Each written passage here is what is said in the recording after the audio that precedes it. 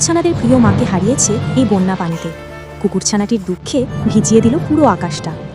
আপনারাও আপনাদের মাকে যদি ভালোবেসে থাকেন, যদি আপনার মনটা কেঁপে ওঠে, লাইক দিন আর সাবস্ক্রাইব করুন, কারণ প্রতিটি ইচ্ছে বেঁচে থাকে স্মৃতিতে।